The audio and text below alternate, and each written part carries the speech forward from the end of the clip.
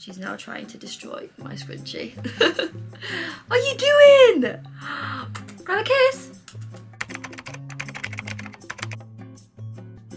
Hi guys, welcome back. I thought I would sit down today and do a little Q&A. We have asked the followers of Mabel's Instagram to ask us anything. So I've literally screenshotted.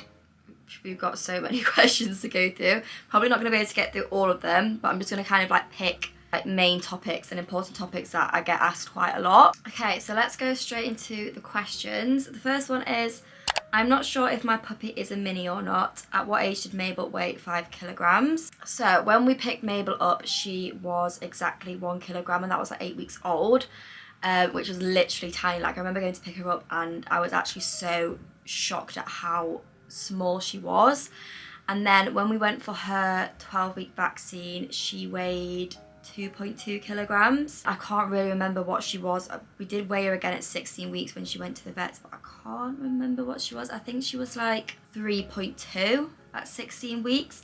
And then she just kept growing and growing. And then when she got to, I'd say about 8 to 9 months old was when she hit 5 kilograms. And she's pretty much stayed the same ever since. She's now nearly 13 months old. And she's kind of like stayed around 5. Sometimes she fluctuates to like 5.2, just kind of like depending on like how much she's eaten or like how much exercise she's done. But yeah, I'd say from about 9 months she stopped growing. And her parents did actually weigh, I think her mum was 5 kilograms and her dad was 4.5. Yeah, the breeder and the vet did say to me that she'd probably be around 4.5, 5 kilograms. So yeah, from 9 months old she was 5 kilograms and hasn't really grown that much. Okay, moving on to the next question. What dog food do you use for Mabel? So Mabel has trialed quite a lot of dog foods. When she was a puppy, like she was so fussy when it came to eating, and she literally would love a certain brand for like a couple of weeks, and then after 2 weeks she'd just completely go off it and would just like refuse to eat it. So when I picked her up from the breeder, she was on IAMS. They did say to me not to switch her food for a few weeks, just because obviously she's so small and has a very sensitive stomach. So I kept her on that for about a month, and then I switched her onto Wainwright's dry and wet food. So I got this from Pets at Home, but I didn't really do my research back then, and this food is actually really not good for dogs, and it's not grain-free. Yeah, Mabel was having loads of issues with her anal glands, and it was quite smelly and they were leaking. So I ended up taking her to the vets, and the vet was like, is she on a grain-free diet? And I said, well, I don't really know. And I told him the brand, and he was like, no, it's not grain-free, you need to switch her onto a grain-free brand. So then I switched her onto Edgard and Cooper because they were grain-free, and she was on this for 2 or 3 months, and she was actually okay on this and loved it for like the first couple of months. It was really good, worked really well. Her anal glands were starting to get a bit better, but she did eventually go off it. And I was literally like, why does she just keep going off all this food? And raw has always been kind of like an option that I've seen, but I just never really did enough research into it. Anyway, there is this website called the All About Dog Food website, which basically gives you a rating of every single type of food that is out there on the market. So the one Mabel was on was like 60 or 70%, which obviously isn't that high. Anyway, when I like searched the highest rated ones, the majority of them were raw. So Mabel's now on the brand Raw, R-O-R, which is obviously raw food. So I switched it onto that at 7 months. Honestly, the first time I gave her that, she was literally like obsessed. Like I've never seen her get so excited and go crazy over her food ever, because she's always just not been... The house is shaking. The house is shaking. It's honestly so windy outside. So if you hear a lot of banging, the house may collapse. Switched onto raw at about 7 months, and she was absolutely obsessed. So this brand was rated, I think it's like 96% on the All About Dog Food website, so it's got a really high rating. You can also get it from Pets Corner. This is not an ad, by the way. I'm generally just obsessed with this food brand. Wish I could work with them, that would be unreal. But yeah, so she has been on that ever since and has not gone off it one bit. So they do, I think they do a puppy range, which I think they only do one flavour in that, so that's turkey. And then they do an adult range. I did actually switch her onto the adult range at 9 months because I just kind of thought that she was ready to make that jump. And they also do a senior range as well. So her favourite flavour is the chicken and tripe. She's literally obsessed with it. She will eat the other flavours, but she's not as fussed about them as she is the chicken and tripe. Like, she's got some obsession with this chicken and tripe. Yeah, she has been on that ever since, and I've had no issues with her going off of food. No issues with her anal glands, because obviously it's grain free because it's raw. And yeah, that just works really well for her. It works really well for me. I actually find it easier. Some people are really put off by going on to raw because obviously you've got to defrost it. I actually find it so much easier. So you'll get like a big bag of food and it'll come in like, looks like McDonald's chicken nuggets, like frozen nuggets. But obviously it's just like frozen nuggets of the raw food. And then all you do is put them in like a plastic container and then pop them in the fridge. And then it'll like defrost overnight in the fridge. And then when you wake up and you just take it out the fridge and literally just like give them the nuggets. So Mabel has 11 nuggets a day, so I will just put 11 nuggets into a container, put the container into the fridge, and then take half of them out in the morning and then take the other half out in the evening. And it's super easy. There's no like messy wrappers and like tins of wet food. It's really easy, and yeah, so don't be put off by when people say, oh, it's a pain to defrost it. I actually find it a lot easier than I did with the dry and the wet food. Okay, so this is a question I get asked so much. If I had to pick a most top asked question, it would be this one. Can you share the name of Mabel's breeder? So Mabel's breeder is Prize Pooches. They do have an Instagram and a website. The Instagram is just at Prize Pooches. They are based just outside of London. They've got like 30 years experience with breeding dogs. They've got a 5-star animal welfare license. Yeah, they have just been so amazing. Like, I remember when I went to pick Mabel up and then the lady messaged me the next morning and she was like, oh, how's Mabel getting on? And like, they were just always there if I needed a question. Like, I remember I took her for a 12-week vaccine and the vet asked me something and I had no clue what the answer was, and I literally just like picked up the phone and rang them and I was like, I'm at the vet's now, I don't know what to say, and they were like, oh, it's fine, and they just like helped me out, and they were honestly so good. And my boyfriend's parents have actually just got a sausage dog from them as well. If you've watched my previous videos of Mabel and Macy, yeah, they also got their dog Macy from there. She actually shares the same dad as Mabel, so they're actually half sisters, which is really cute. But yeah, they've been so amazing. I would recommend them. I'd definitely get another dog from them. I am planning on getting another dog from them. I'm just kind of waiting on like a litter to be born of like a particular type and a particular shade. So yeah, her breeder is Prize Pooches. Okay, the next question is, do you plan on spaying Mabel? So the answer is yes, I do plan on spaying Mabel. There's a lot of controversy around this on the internet. I know a few years ago it was always recommended by vets to get them done before 6 months, but now there's obviously new research which suggests that you should get them done between 18 and 24 months, and this is just so they can grow properly and like develop all the natural hormones. So I'm going to wait till Mabel's 18 to 24 months. Obviously this depends on her cycle and like when her cycles are, because you can't just get them spayed like straight after a cycle, because if they have a phantom pregnancy they can like lock themselves in that mindset of a phantom pregnancy. So you've got to be really careful around when you do actually spay them. So Mabel had her first season at 9 months old, and that lasted a few weeks, and then a few weeks later she went into a phantom pregnancy, which was such a weird experience. Obviously I've never had a female dog, I've never had my own dog before. So yeah, that was quite a shock. She literally like went really tired, was like nesting in a crate, her nipples just like enlarged so much, and then she started like leaking milk out of them, like she was actually pregnant, but obviously she wasn't. And that lasted for like 2 or 3 weeks.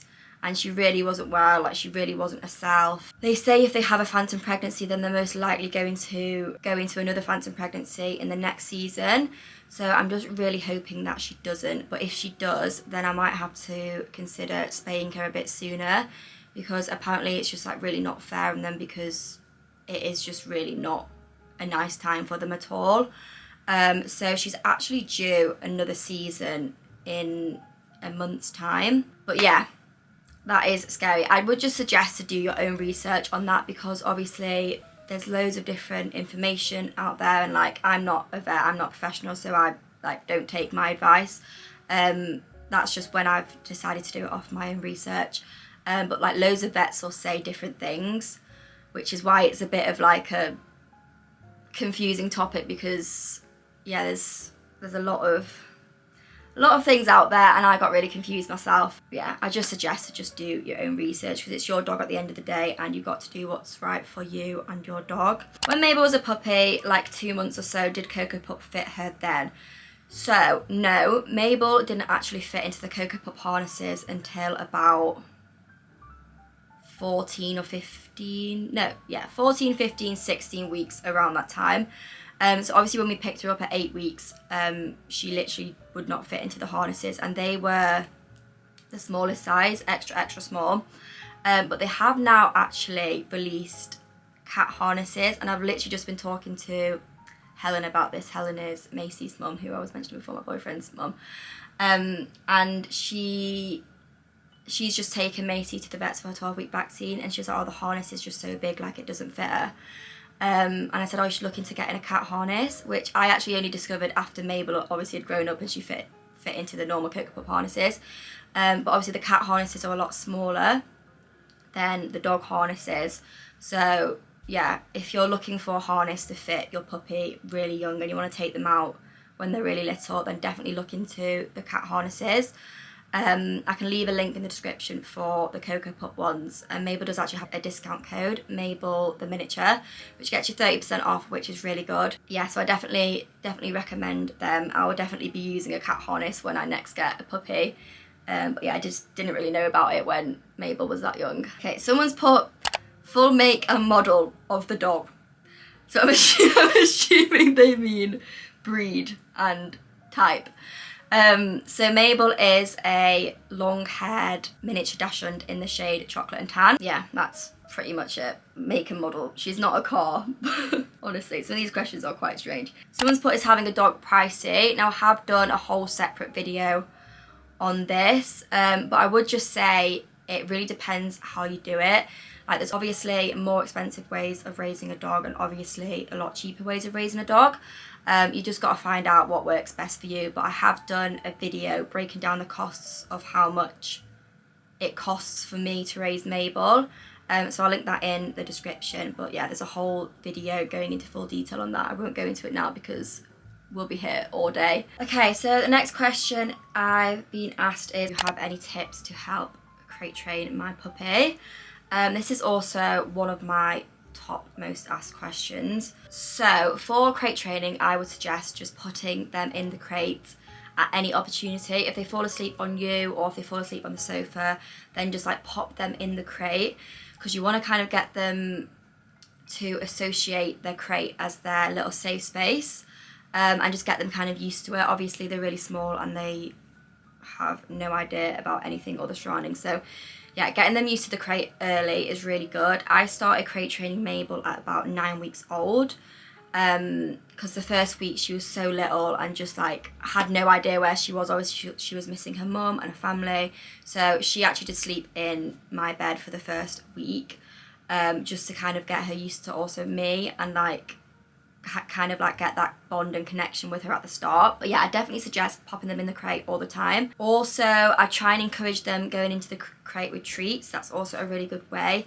And if you've got like any hoodies or clothes or tops or anything with your scent on it, then I would also suggest putting that in the crate. You also want to make the crate as comfy as possible. Honestly, Mabel's crate is like the coziest little den ever. She's got so many blankets, so many like comfy little things in there. So yeah, it just takes a lot of time and practice. You never want to put them in there as punishment, otherwise they'll just associate the crate as like a negative thing. So you want to make it really positive. Reward them for going in there. If they go in there, give them a treat. But yeah, that's mainly the basics. It's a lot of kind of patience and perseverance. In terms of like training your puppy and all that kind of stuff, I do actually have a, do you want to go down? You want my thing? Yeah, I do actually have a sausage dog community. It's called the Silly Sausages. I've also done a course on there which is all about how to train your miniature Dachshund puppy. So this covers everything from toilet training, crate training, socialization tips, advice, all that kind of stuff. Also, obviously, if you join the community, even if you just join it for the community, there is, I think there's 25 of us in in there now. So we are all Dachshund owners, Dachshund mums, and yeah, there's quite a few people who have joined recently who have just got puppies, and they're literally posting all about how it's going the first week, all the issues and stuff they've been having, and obviously there's people in there who have gone through all that like me before, so we're all there to like help each other out, and just, yeah, if anyone's got an issue or problem with their pups, then they will just post it in the community, and yeah, everyone kind of like jumps on and like leaves all their help and advice in the comments. So it's so useful, especially if you just got a puppy. I will leave the link for that in the description, so yeah, definitely go check that out. Okay, someone's put, would you get another chalk and tan or different coat colour? So I am planning on getting a different coat colour. I'm not gonna give it away though, because I want it to be a surprise. I mean, yeah, it doesn't really make much of a difference anyway, but when I obviously do announce when I get another puppy, when that time comes, yeah, you'll just have to wait and see for that. But yeah, I'm definitely gonna get a different colour. That's basically what I'm waiting on with the breeder. I'm waiting for them to have a litter of the specific coat colour that I want. So yeah, stay tuned for that. Okay, so the next question is, what are your best tips for growing on Instagram? So Mabel's Instagram, I did only start 4 months ago, and she's just hit 20k today actually. So yeah, she has grown super fast. I mean, I don't know whether most of this growth has come from my TikTok. Obviously that's when I started like posting and documenting my journey of me and Mabel, was over on TikTok and obviously YouTube. I don't know whether most of my followers have come from there, but I don't really think they did, because I remember when I posted it on my TikTok, and like, I feel like with TikTok it's really hard to get people to convert over onto other platforms. Like, I feel like when people are on TikTok, like they just stay on TikTok and they just scroll and scroll and scroll. So I would say most of the growth probably has come from just me posting on Instagram. I would say tips, definitely consistency is key. I know people bang on about this all the time, but it is. Honestly, I think when I started Mabel's Instagram, I was posting like 2 reels a day and doing like a few static posts a week. I find it a lot harder to get like lots of static content, because that's just like lots and lots of pictures. I don't know, I feel like I've always just been better at like video form content. So yeah, obviously I had loads of TikToks that I was just posting on Instagram. I already had all the content from like when I started posting on TikTok, which was in March. So I started Mabel's Instagram in September. I don't know why I started it so late, honestly. I think I was so focused on TikTok that I just was like, oh, I'll set her up on Instagram at some point, and then I finally got around to doing it like 5 months later. So yeah, I would definitely say consistency is key. Post every single day.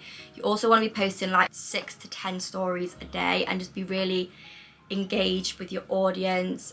Do lots of like Q&As, lots of polls, just like really stay consistent. I'd also say that like it depends on the account. Like some accounts, reels do better for people, some it's static posts. I'd say for Mabel's account, reels definitely do better, although her pictures do also do really good, but I don't post those as often, so she gets more views through her reels, because obviously I'm posting more reels. But yeah, I'd just say keep going, keep posting. You literally only need one video to blow up, and it could completely blow your account up.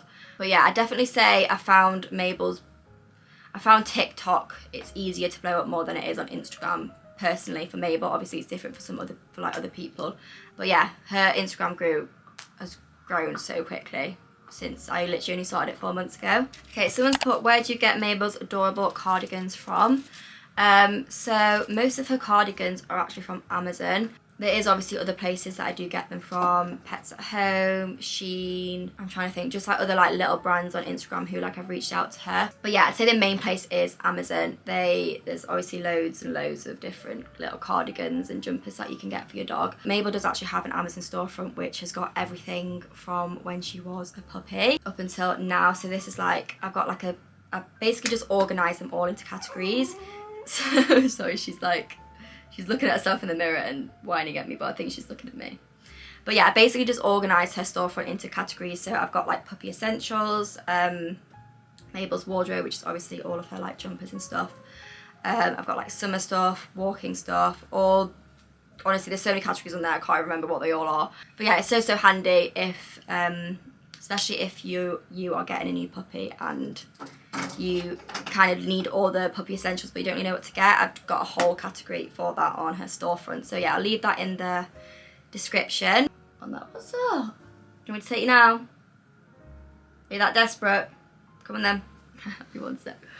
Okay, I'm going to finish it off with one to do with Mabel. So someone's put, what is Mabel's favourite thing to eat? Mabel is obsessed with chicken and cheese. Those are definitely her high value treats. So if you're training your dog and you really want them to listen to you and pay attention, then I definitely recommend using high value treats. When I was training Mabel to do recall especially, I would take cheese out with me, and yeah, she was very attentive, ready to learn anytime I got the cheese out. But yeah, I definitely say her favourite food is chicken. She's obsessed with chicken, and I don't know if you can hear it, but I've just let her out for a wee, and now she's barking to go back in. She's here, she's here. I'm chasing her around the room. She's here, and she has just completely barked the place down in the garden, haven't you, Mabel? Haven't you? Right, so that is a wrap. I'm going to close the video off there. Yeah, if you have enjoyed this video and you would like me to do kind of more of these sit down Q&A videos, I do have loads more questions that I can answer, and obviously I do Q&As on Mabel's Instagram all the time, so if there is like a particular question you want to ask, then go follow her on there and make sure you're active for I do post her little Q&As. Yeah, thank you so much everyone who's watched. Please don't forget to like and subscribe down below if you haven't already, and we shall see you all in the next video.